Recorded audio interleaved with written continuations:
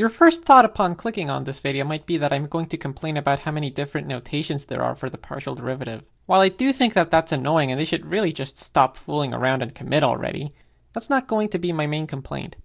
Do let me know which partial derivative notation is your favorite in the comments to boost my analytics.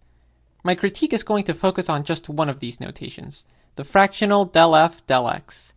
This notation is misleading, though not for the reason you might think. You see, few things have made me lose more sleep than the question of whether or not dy dx is a fraction of two quantities. This is largely because I refuse to take no for an answer. While I am now certain that yes, it is possible to define differentials without first defining the derivative in a rigorous, general, and motivated way as the linear transformation that best approximates the local behavior of the original function at a particular point, I've yet to find a fully satisfying answer to the fraction question, specifically.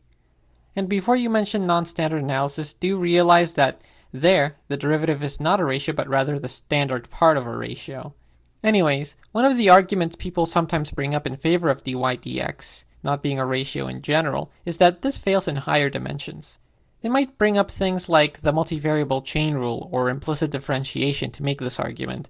For example, if you take the multivariable chain rule and cancel the dt's, then it looks like these dx's and dy's don't cancel because they look different. But then if you pretend they're the same and cancel them anyways, you eventually end up with dz equals 2 del z, which doesn't make sense if these are the same too. Or how about implicit differentiation? Naively canceling everything leaves you with this, which raises the question again of what the difference is between the dx's and dy's, and if there isn't any, then how can dy dx always be its own negative? That would only make sense if it's always 0. The problem is that this is no counter-argument at all. The real problem is in the notations. A quick illustration should explain this.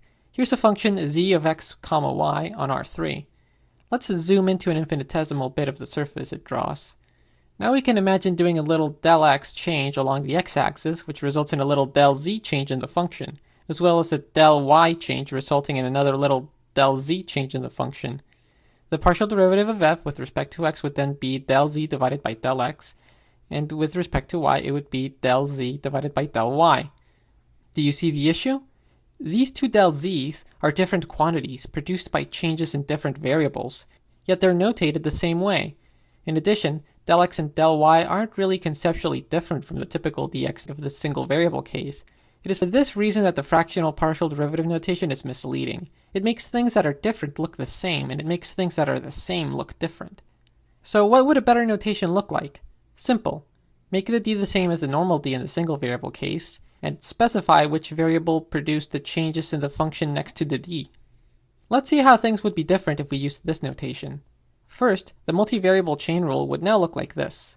Notice how the notation much more clearly suggests canceling out these dx's and dy's, yet after you do so, we wouldn't even think to make the error we made last time. Instead we see that dz, the total change in z, is the sum of this part of the change in z and this part of the change in z, which is intuitive. How about implicit differentiation? Now if we treat the partial derivative as a fraction, there's nothing to suggest that you can cancel these differentials, since they're written differently, as they should be. Now, all that being said, I do admit that this del letter is pretty cool looking. If I became the dictator of math, I would make it so the normal d is used for all differentials, partial or total. The Lagrange notation is used for their matrix representations, and the del notation is used for all partial derivatives in the style of Euler notation, including single variable derivatives, since they're just a special case of partial derivatives anyway, so why give them a separate notation?